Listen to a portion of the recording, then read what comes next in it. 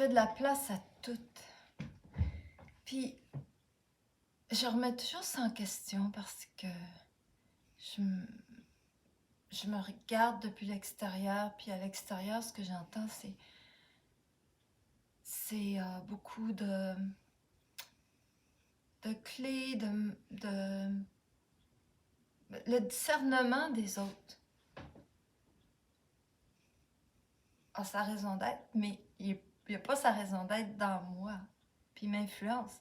Quand les gens se rendent compte ils ont telle façon de procéder qui les aide, c'est pas de mes affaires.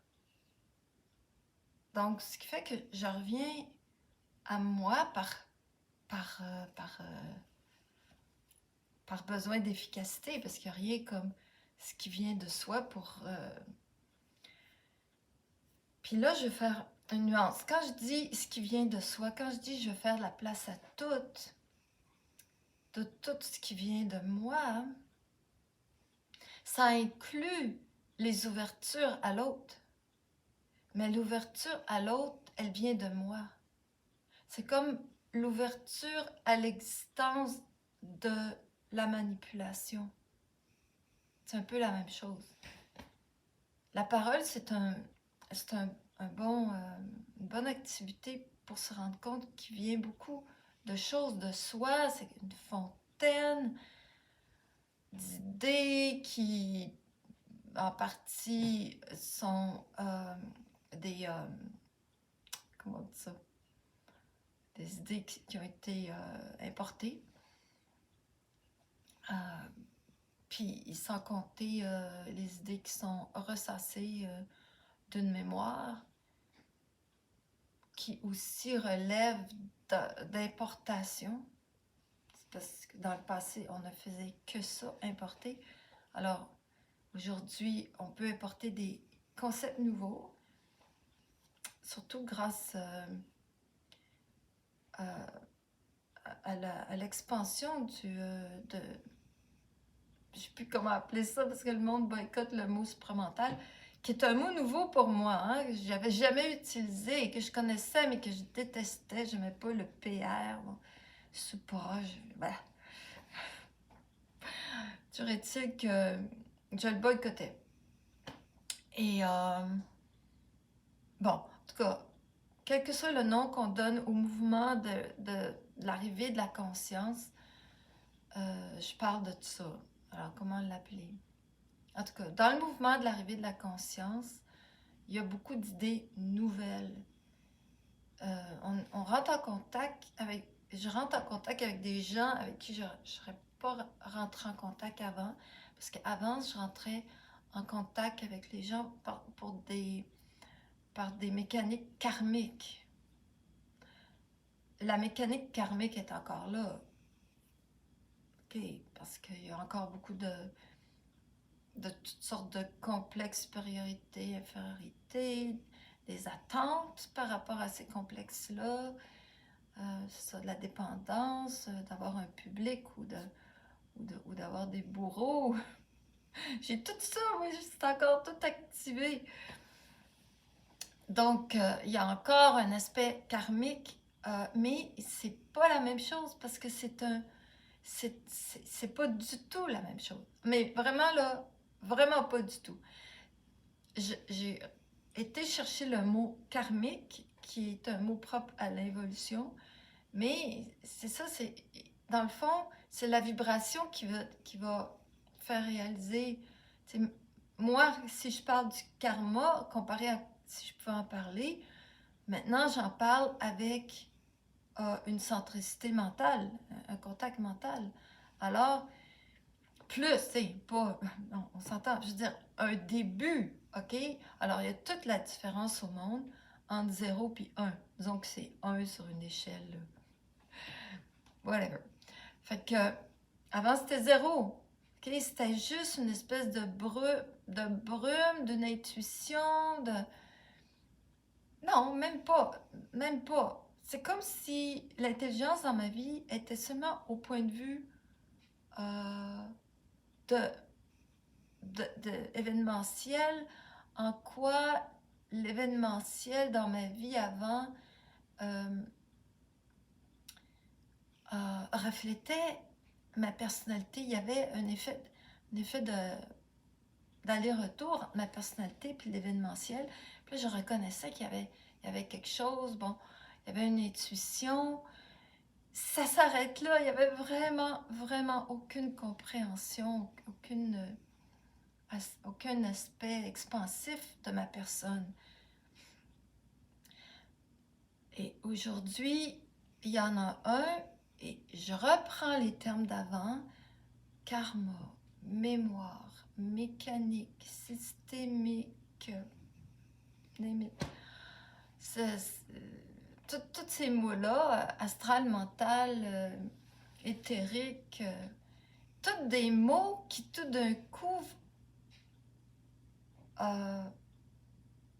sont utiles pour ma parole, parce que se place dans un élan, je disais une vibration, qui est une espèce d'expression d'un mental en moi qui n'est plus en quarantaine comme avant.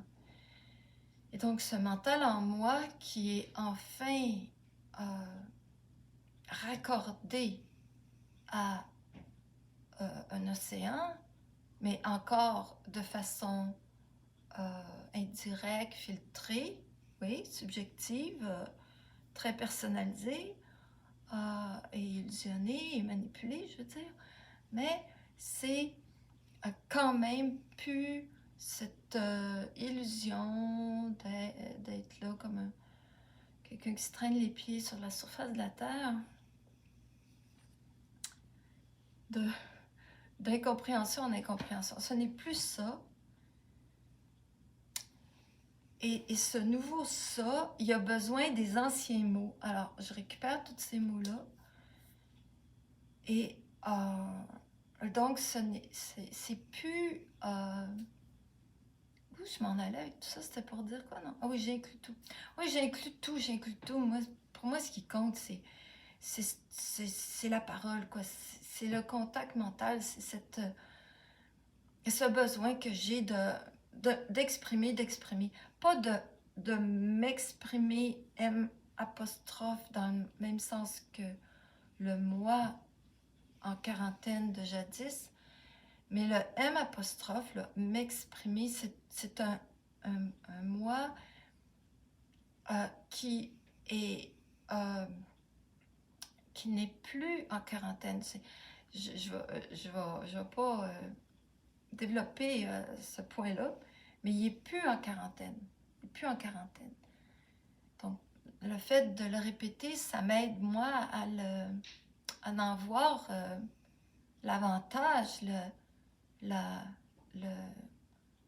l'appartenance cosmique. C'est quelque chose de... C'est quelque chose qui change tout dans la vie, parce que ça vient établir une certitude, ça vient établir une prépondérance à ce qui vient de soi. Parce que tout se passe en soi, tout est cuisiné dans ce contact mental interne, que ça soit quelqu'un qui vient te dire une critique, tu peux le prendre super facilement parce que justement le contact mental avait préparé la chose, ou tu peux le prendre comme ça tout en sachant que c'est juste, tu le prends comme ça parce que quand je dis comme ça, je fais une grimace défensive. Donc, le prendre sur la défensive parce qu'il n'y avait pas eu de préparation au niveau du contact mental. Le contact mental, c'est le flot de la conscience, comme on disait avant dans les romans. Le flot de la conscience dans le sens que il n'y a pas de hasard. Tout ce qu'on pense est un travail. Il y a beaucoup de naïveté, de manipulation. Encore beaucoup. Puis plus ça avance, plus je mesure l'ampleur de ma naïveté. Donc, je ne suis pas en mesure de voir s'il en reste beaucoup, puis s'il en reste pour longtemps. Puis puis certainement pas en mesure de constater que ça diminue. Je pense pas. D'ailleurs, je pense que la naïveté, elle va être évacuée aussi longtemps que je vais respirer l'air de la Terre. Donc, pour moi, c'est en correspondance avec le temps qui me reste à vivre sur la Terre. En plus, qui sait, je vais peut-être être due pour une deuxième incarnation. Moi, j'ouvre les portes. Je ne veux pas signer pour une deuxième incarnation. Je ne veux pas signer dans un deal qui me ferait avoir la morosité à la fin de cette vie. Non plus. Et donc, je veux être ouverte à toutes. Et j'aime ça parce que être ouvert à tout, c'est aussi être ouvert à une ressurgescence. Ça se dit-tu? Ressurgescence d'un respect que j'avais jamais eu. OK? Une surgescence, en fait, si je ne l'avais jamais eu. Donc, un jaillissement de respect que j'avais jamais eu pour quelqu'un, pour moi. OK? En fond, plus je me respecte, moins j'endure aussi d'être un agent de domination, un agent de l'astral. Plus je me respecte, plus je suis sensible à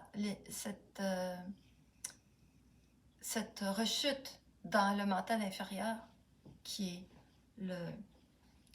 d'être un agent de domination, autrement dit, de juger l'autre, puis de manquer de respect, puis bon, l'autre, est-ce qu'il est? Fuck.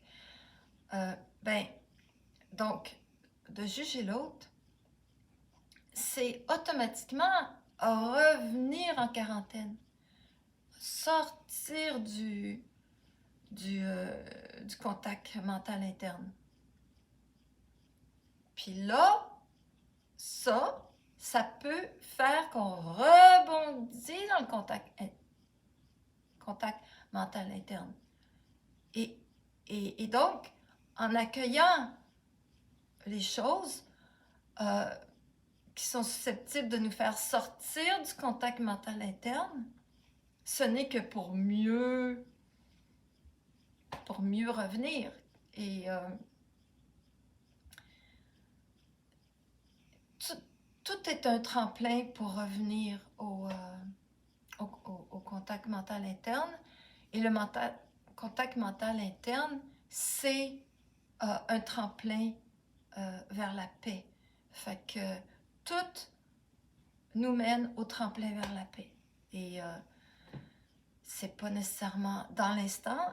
Quand c'est, comment on dit ça, différé dans le temps, quand